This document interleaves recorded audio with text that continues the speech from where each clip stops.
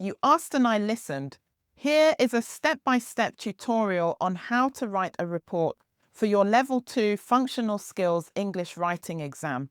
In this video, I go through how to get ideas from the information and the exam question, how to add length to your writing and the structure of the report, which is the most important part.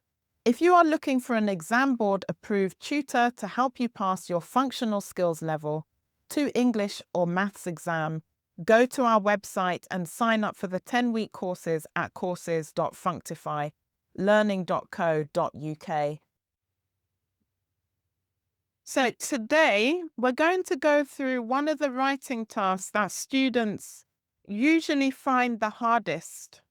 Okay, not because it's the hardest, but because they don't know how to approach it. Okay, again, it's not because it's the hardest. It's not. It's about the approach. Basically, and many people maybe haven't written a report before. Maybe your work doesn't require you to write a report. Perhaps you just write emails, and so on. You don't write a report, so you're not sure, what to do, how to present it, what to include, and all of that. Okay. And so I'm going to go through this in good detail.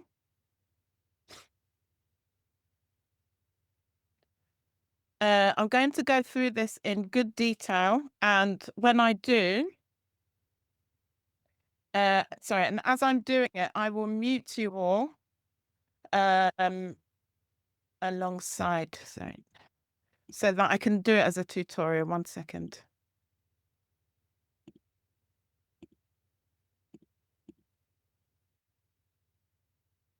Okay, so basically a report. I'm going to go through the structure of a report, okay? And your report needs to have these elements. It needs to have a title. It needs to have subheadings. In fact, most of the writing tasks for functional skills require this. There are some that don't, and I will obviously teach you that as we go. But when you write a report, you need to have these in your report, okay? You must have your subheadings. So you must have your title, okay? And where do you get the subheadings from? The question itself. And I will teach you how to get that. Okay. And they like lists. Functional skills, they just like lists so much. Okay. All right. So there are 2 types of lists that you will add to yours. Okay. Like a normal, and we'll put numbered bullet points. And you only need about 3. We're not talking about a long list. Again, easy to do. I'll show you. And something called rule of 3. This is where you list 3 items. So I'll give you an example. The theme park. Let me just minimize. The theme park is an excellent attraction for young families. That's 1. The youth and anyone who likes the thrill of rides.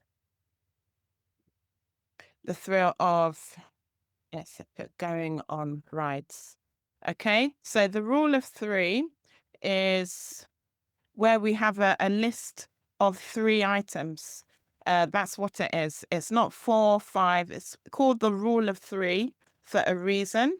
So 3 items are in there, and we separate with our commas. Okay, and then finally, and basically. All right, so the first is an excellent attraction for young families. The second one is the youth. And then the third is anyone who likes the thrill of going on rides there. Okay? This is what they like, basically. Title, subheadings, lists. And these are really important to have. Now, apart from that, your structure, you need to use paragraphs. And this isn't something that you're learning for the exam. It's something that you should be doing anyway. Okay. We use paragraphs, do we not, in normal writing? How do we use them to break up what we are writing? Every time you start describing the next thing or a new angle, okay, or you're talking about something different, a new paragraph is needed. They need to see this, okay? If you're not sure about paragraphing, again, we will use the question to help us. And sometimes we might have a call to action. Okay, so a call to action is basically telling whoever's reading it what to do next.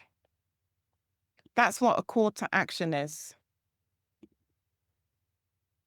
So you're telling the reader what to do next.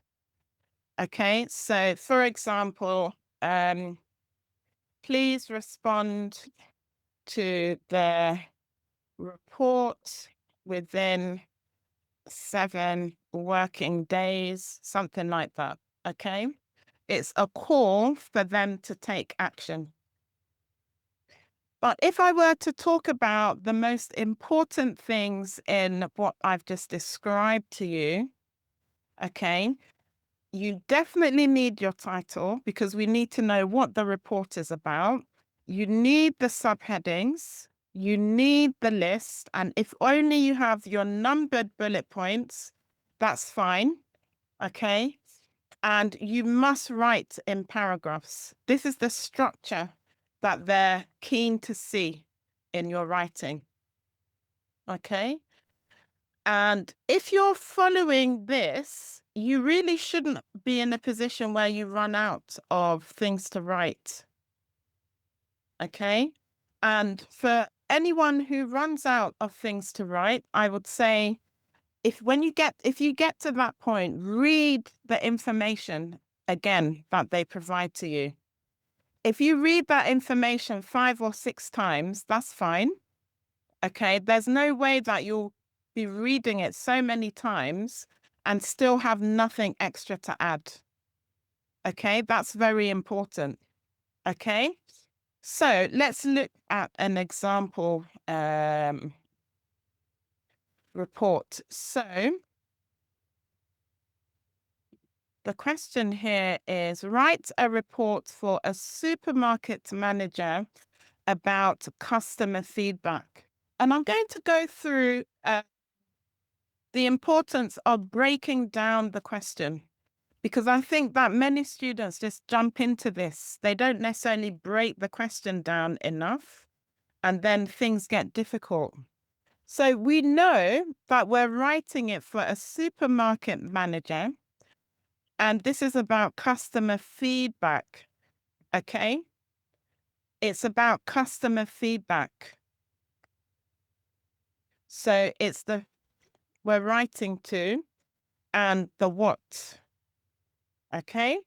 Now, you work in customer services at Westgate Supermarket. So this is where you work. Westgate Supermarket, you need to mention this Westgate Supermarket.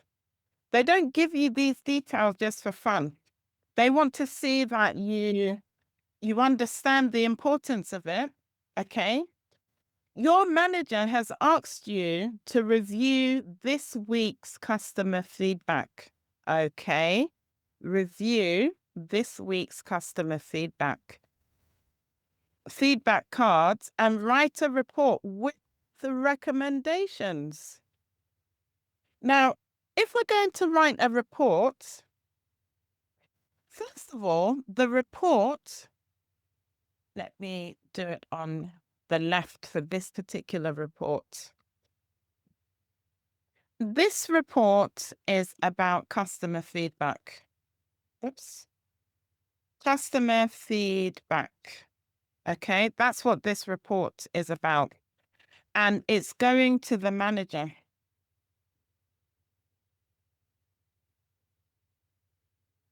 Okay, so this isn't like a general thing about supermarkets. It's going to a specific person, somebody that you work with. Okay, and it's about customer feedback from this week's feedback cards. So I haven't seen this in a supermarket. Maybe I don't look out for these things somehow, but basically they have got some cards, I guess, and people are able to give their feedback in. Okay, so that's where it's coming from. But what they will do in the question is give you some to work with. Okay, so customer feedback this week. We've got T. Patel on Monday. He wrote, the self-checkout machines were constantly breaking down. I waited over 15 minutes last Tuesday while 2 members of staff tried to fix one machine. There were only 2 checkouts with staff and both had long queues. I nearly left without my shopping. Wow. So that is not a good feedback. It's not good feedback. So we know we've got our negative there. And I'm just going to put the cross there because it will just help us in organizing our reports. Hopefully there'll be some positive in there, okay? M. Okonwo, Wednesday. I have spoken to staff 3 times about stocking a wider range of gluten-free products. Each time I have been told someone will look into it. Nothing has changed, and I now have to travel to another store for basic items. This is very disappointing. Wow, another negative one. S. Walsh on Friday. The lighting in the North car park has been broken for 2 months. I finish work at 6 p.m. and I genuinely do not feel safe walking to my car in the dark. I have reported this twice at the customer service desk. Nothing has been done. Right. So it looks like there's no positive feedback this week. Okay. It's all been negative, but let's read the question and then we'll see how we can shape this. Write a report for your manager highlighting the issues raised by the 3 customers, okay? And recommending, and it says specific actions to address each one. So the way that you would look at this is for each one, you're going to look at the problem and then you think about what the solution could be. So this one says, Patel says the self-checkout machines were constantly breaking down. That's the problem. And what it's doing is making customers wait. So that's an additional problem. Problem 1 is the machines breaking down. Problem 2 is that it's taking customers long just to pay. And then Tuesday, while 2 members of staff tried to fix one machine, there were only 2 checkouts with staff and both had long queues. So only 2 checkouts. That's another problem. Not enough staff for the queues. I nearly left without my shopping. So they could have lost money in the shop. Okay, so the next one. I have spoken to staff 3 times about stocking a wider range of gluten-free products. 3 times. That's not good. Each time I have been told someone will look into it. Nothing has changed and I now have to travel to another store for basic items. So the problem is gluten-free products not being stocked. Okay. Problem 2 is that this customer thinks no one's doing anything 3 times. The other problem is that this person is driving to another store. So it means that the supermarket chain actually stocks the products, just not this particular store. Does that so it's not like their customers asking for something that they don't sell. So let's just say that this person is going to Tesco or Sainsbury's. Sainsbury's in another branch sells the gluten-free products. So somebody could literally help to add some of these things, but they're not for some reason. Okay. S. Walsh, the lighting in the North car park. Let me just change the color. So lighting in the North car park has been broken for 2 months. That's problem 1. I finish work at 6 p.m. and I genuinely do not feel safe walking to my car in the dark. I've reported this twice at the customer service desk. Okay. So, that's 2. Nothing has been done. Okay. So the key issues then are quite obvious. So, and let's list them. Okay, so the key issues: self-checkout machines,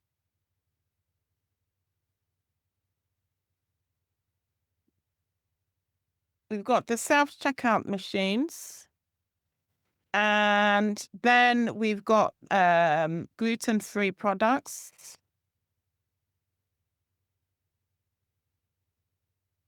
And then we have car park, and he mentioned the North car park.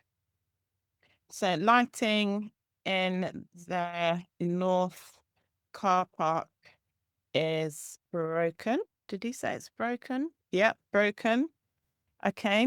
Now, what we see is repeated customer reports that do not seem to be resolved. That's for sure. Okay. Customers wanting to leave shopping, so loss of money. Customers shopping elsewhere, that's also a loss of money. And customers feeling unsafe. This bit here is a health and safety issue. Basically, you can imagine that somebody, they don't feel safe. Anything can happen, basically. What's the recommendation? Simple. Just answer the question. Self-checkout machines breaking. So recommendation, I'm going to put install new ones or get the old ones fixed by trained engineers. Clearly, the staff are not necessarily trained to fix big issues. Okay. And I forgot one thing here in that long queues with only 2 staff members. That was mentioned. So a recommendation for that, obviously, put an extra member of staff on the tills. Okay. And perhaps instead of two members of staff trying to fix the checkouts when there are long queues, make it so that staff focus on serving customers when there are long queues instead of fixing self-checkout machines. Imagine how frustrating it would be. You could fix the self-checkout machines when there are no queues. Why must it be there why must it be fixed when the queues are long and people are getting irritable? The gluten-free products thing is basically order some. It's simple. Okay. Lighting in the car park. Recommendation is get this fixed. Simple. Repeated customer reports that do not seem to be resolved, and that's a problem. So we would want to look into what happens with customer feedback and make sure there is a proper process involved. Customers wanting to leave shopping, and I think that one was because of long queuing.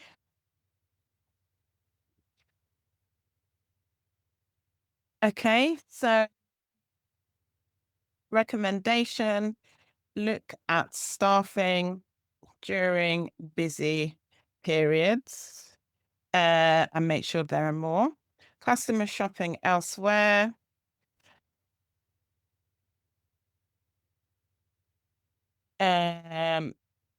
Somebody can literally check other stores to see what they are stocking. It's obviously pulling one customer in, see what they're ordering, and do the same. Customers feeling unsafe. So, fix lighting, fix lighting, and have a security guard in the car park. Uh, if the lights break down again. So between fixing, they could do that. Okay. So when we look at the question,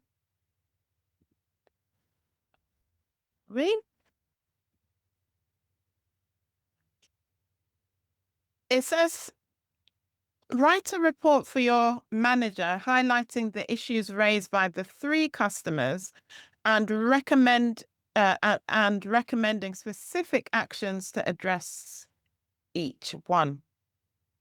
So first of all, did they give us any date? No, they didn't. Okay, so the report title then. So we'll start our writing underneath.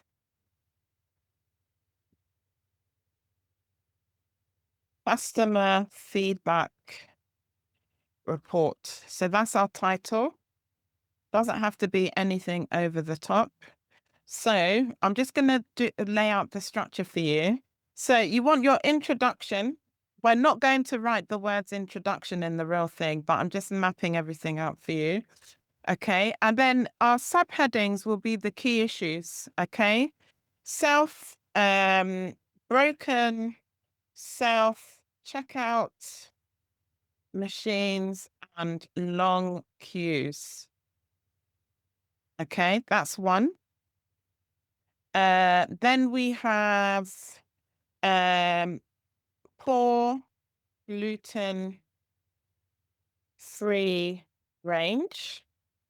And then we have no lights in North Car Park. I'm just going to make these bold and underlined just so that we don't lose them along the way. Okay. If we go back, we remember that it's a report for the supermarket manager. Okay. We're not going to start a report with dear sir or madam, dear supermarket manager. This is not a letter. It's not an email. Okay. So we do not write it with that introduction. When you write a report, you would as if you're writing a blog post, an article, and so on. But really, you just want to give an overview of what the report is about. Okay. So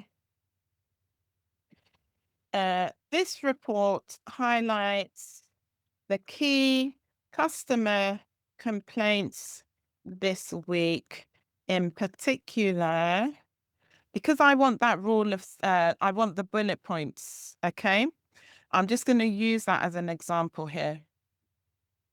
And a broken self-checkout machines and long queues. Then we had poor gluten-free range. And then we had no lights in, I'm just going to put damaged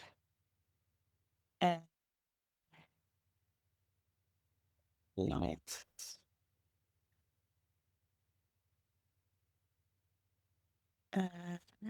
Damaged lights in North Car Park. Okay. I've just changed it a bit.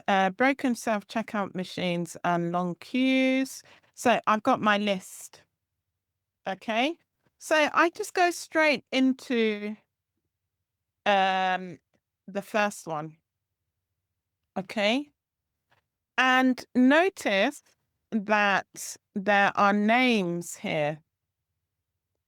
T. Patel, M. Okonkwo, S. Walsh. Can we use them? Yes, we can. Okay. So let me show you how that can be done.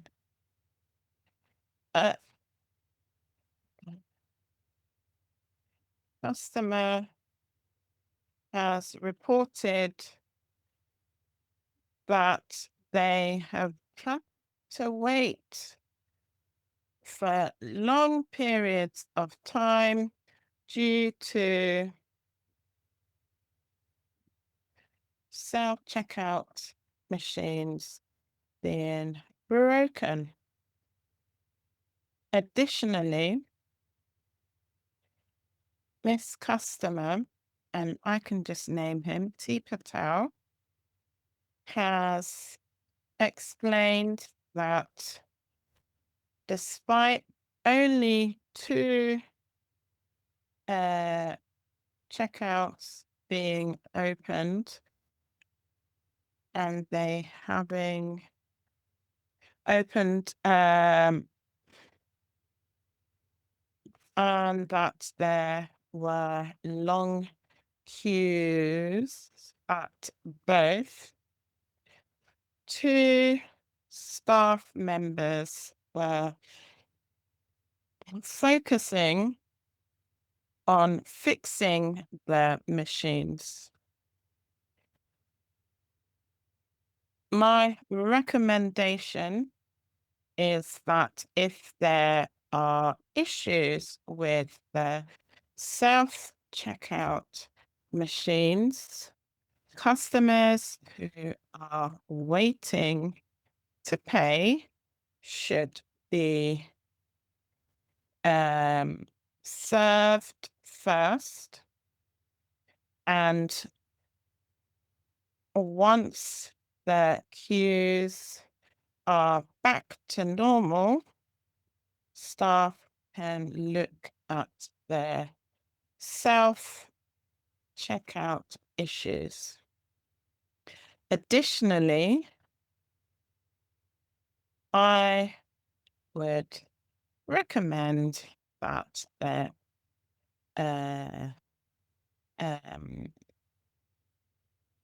that engineers are called out to take a closer look at the machines and fix any issues. Okay. So that's, let me just stretch this out a bit. So that's us dealing with the first. Okay. So we describe the issues in our own words. We mention the customer. Okay. And we give a recommendation. If we have more than one recommendation, we give that too. Then the poor gluten-free range. So this time we can start with her actual name. And it's M. Okonko. Actually, hold on, let's look at the day. So on Wednesday, I said, so just to introduce it differently. On Wednesday, M. Okonko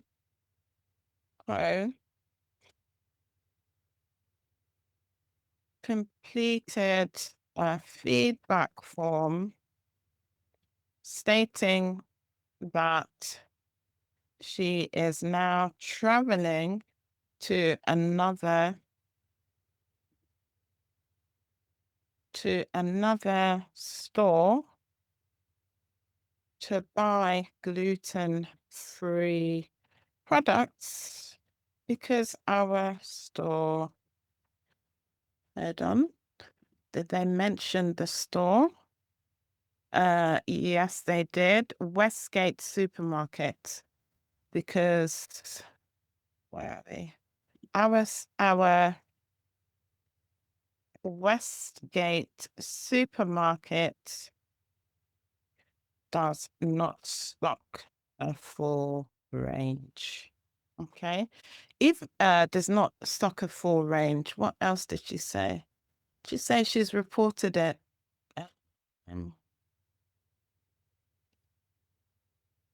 Spoken to staff 3 times. The customer stated that she has spoken to staff 3 times about this to no avail. In other words, nothing's been done. I recommend that we provide a small section of gluten-free products to test out the sales. It may also be worth visiting neighboring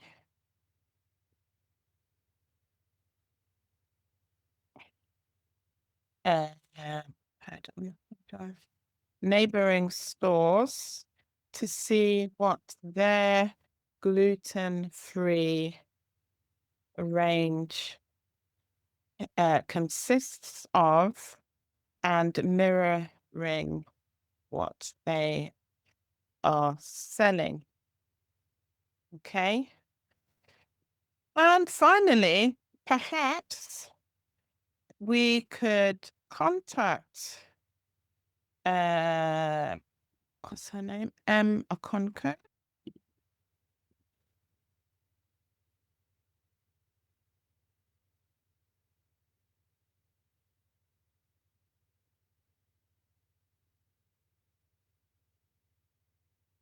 And find out what products she would like in this range and apologize for inconvenience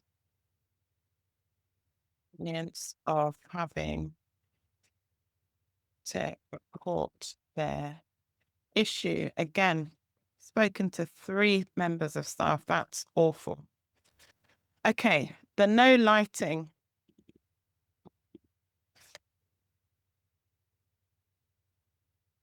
So, lighting in the North car park has been broken for the past 2 months. And this is leaving customers to walk in complete darkness, which is unsafe. And who do we have? S. Walsh.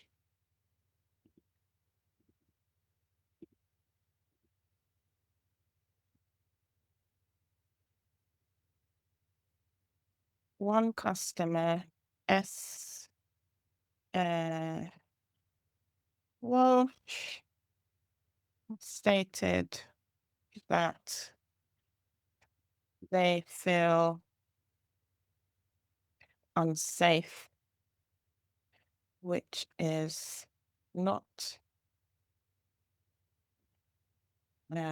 not a good customer experience and is putting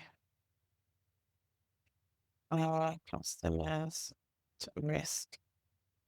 I recommend that the lights are fixed as a matter of urgency and that the car park is either closed temporarily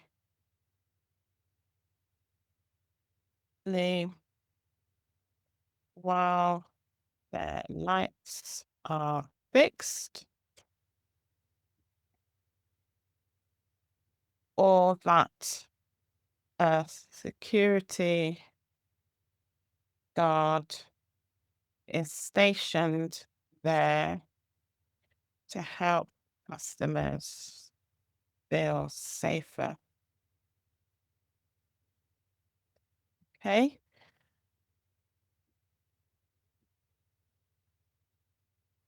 So that's what we have. And I just want to go back to the title actually.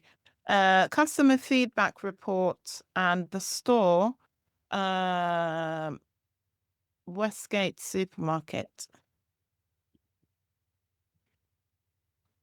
I'm just going to put Westgate Supermarket over there. And that is it. So as you can see,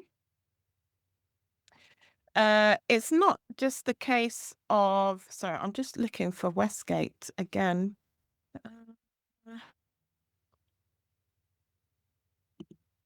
Sorry, damaged lights in North Car Park. This shouldn't be capitalized. Not sure why I did that. Because it's not a title case and it's not a particular car park. It's just the north side of their car park. Okay, Westgate Supermarket should have a capital. Because that's the full name. It's a proper noun, and that's how it's written here as well. Okay, so it's just that. So you can see, I'm just going to do a word count elsewhere since I can't do it from here. And I'll confirm to you what the word count is. So 364 words. Let's see what the question had said. Okay, so this report doesn't have a word count.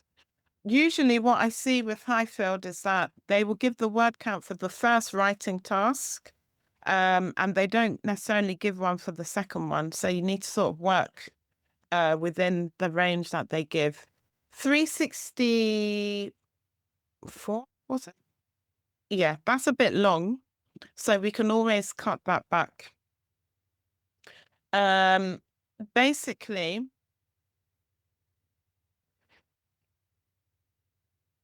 everything that is in the report is coming from the question and the information they've given.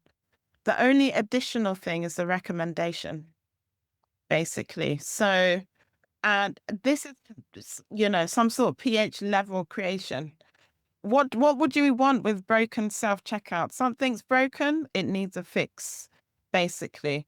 Long queues, well, more staff on the tills. Gluten-free range is absent. Well, let them get a gluten-free range, okay? Then what else do we have? No lights in car park because they've been broken.